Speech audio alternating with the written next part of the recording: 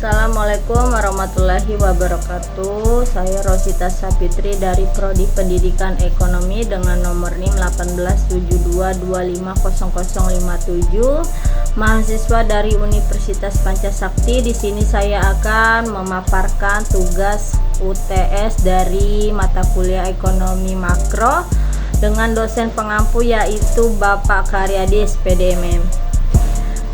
Di sini saya akan memaparkan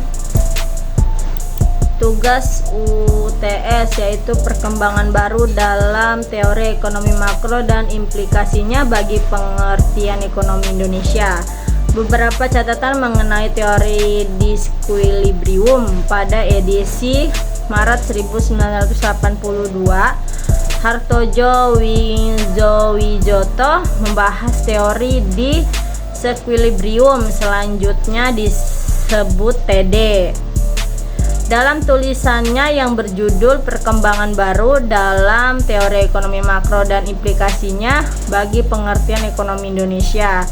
Dasar pengertian TD atau disebut sequilibrium.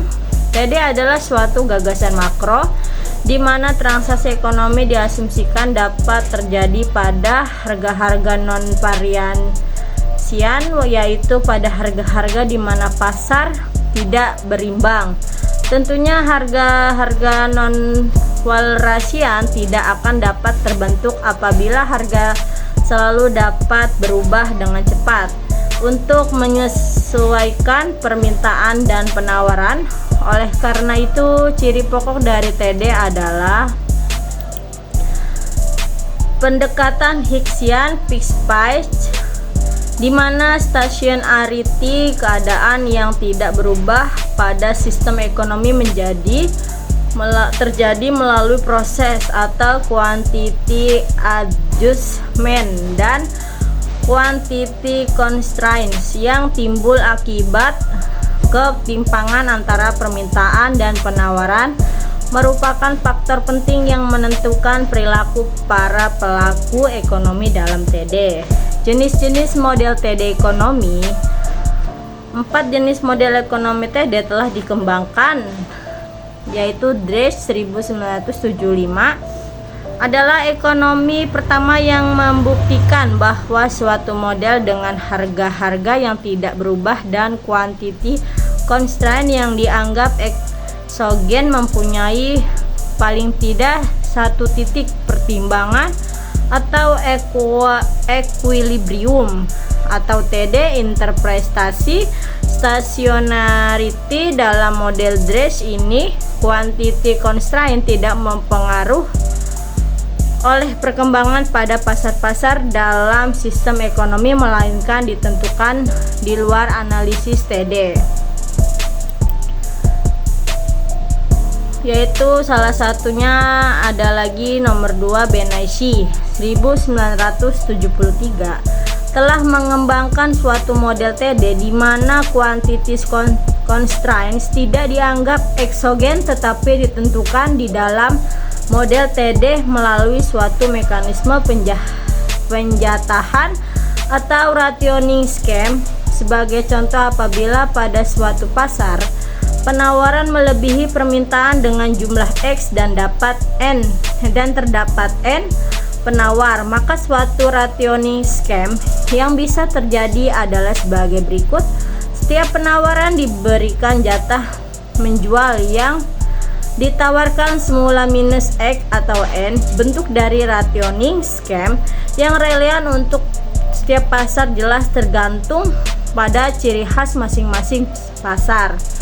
Bahwa model Benaishi ini mempunyai paling tidak suatu titik equilibrium telah dibuktikan oleh Grandmont 1977.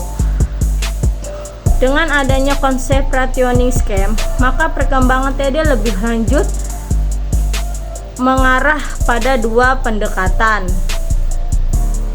yaitu pendekatan game teoretik dan pendekatan stokastik. Dalam pendekatan game teoretik,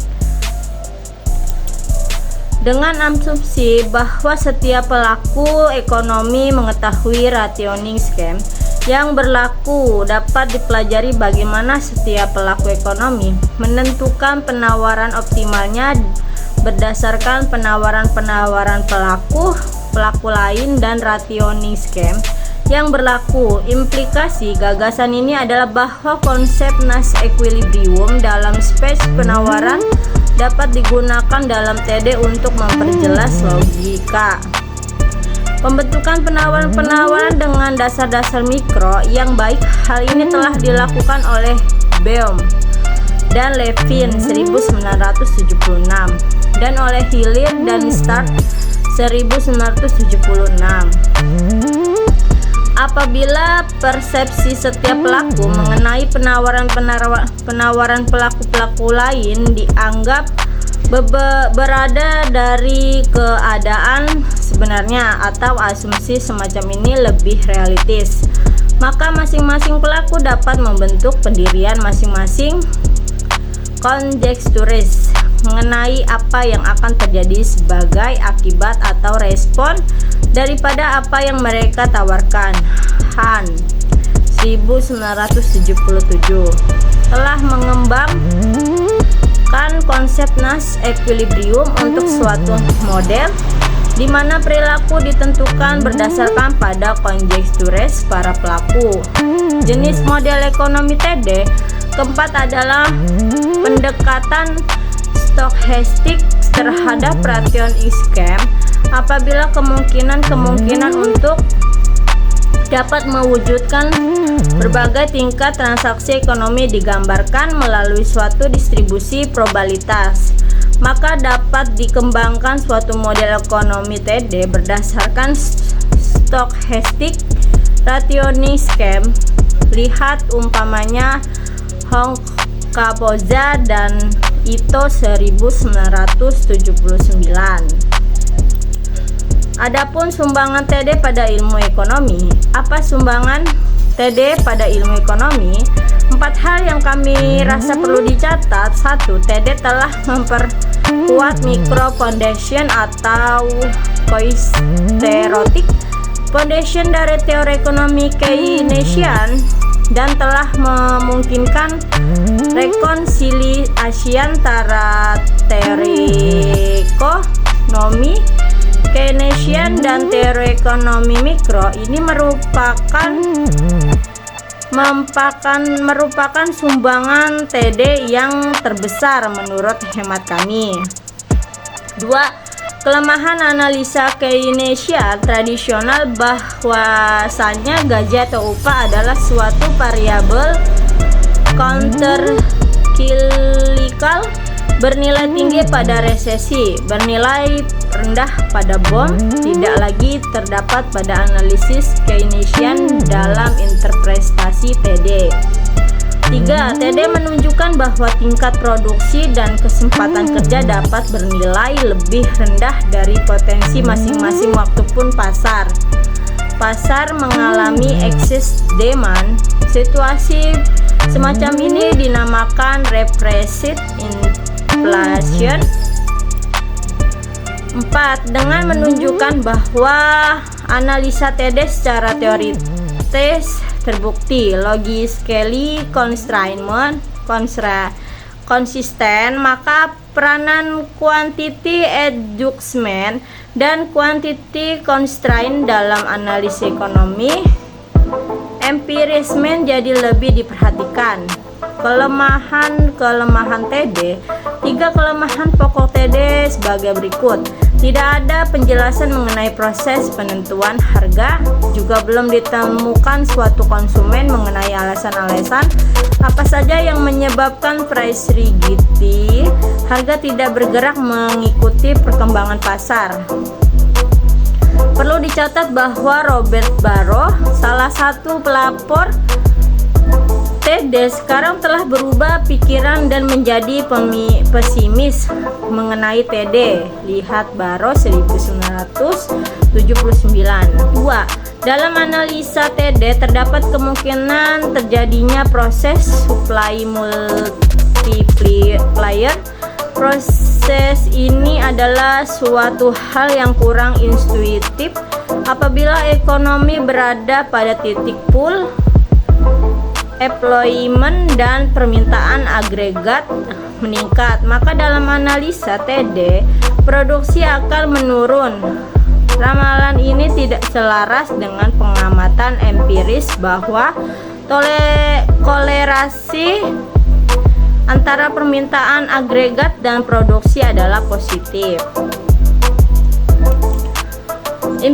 Implikasi bagi pengertian ekonomi Indonesia, pada hakikatnya kami kurang melihat adanya implikasi langsung dari perkembangan TD bagi pengertian ekonomi Indonesia. Hal ini karena peranan terbesar TD seperti tertera di atas adalah dalam memperjelas struktur teoritis analisa Keynesian, sedangkan filsafat dan implikasinya kebijaksanaan analisa implikasi Keynesian itu sendiri sudah lama dikenal di Indonesia. Jadi TD tidak memberikan implikasi empiris BAM. Namun demikian, dengan telah diperjelas micro foundation dari analisis Keynesian, maka dapat kita kembangkan analisa makro yang bersifat lebih disagregat atau lebih berorientasi mikro dengan menggunakan teknik analisa TD. Sebagai contoh, suatu ciri penting dari perekonomian di Indonesia adalah bahwa harga impor dan ekspor bisa dianggap eksogen dan tidak berubah dalam jangka pendek.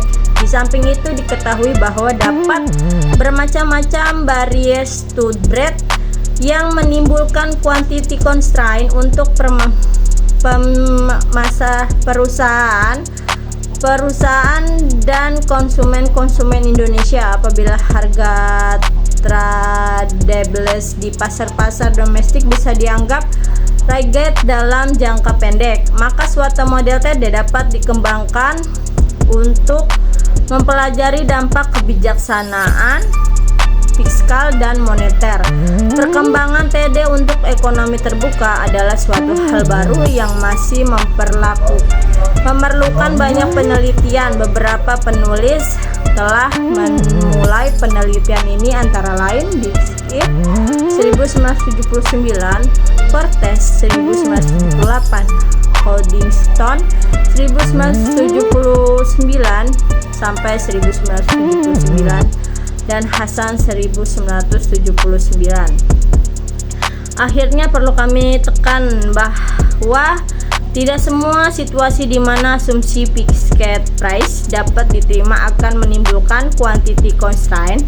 Umpamanya apabila fixed price terjadi karena program stabilisasi harga dari pemerintah, contoh Bulog, maka setiap pertimbangan pasar seluruhnya akan diserap atau ditampung oleh pemerintah.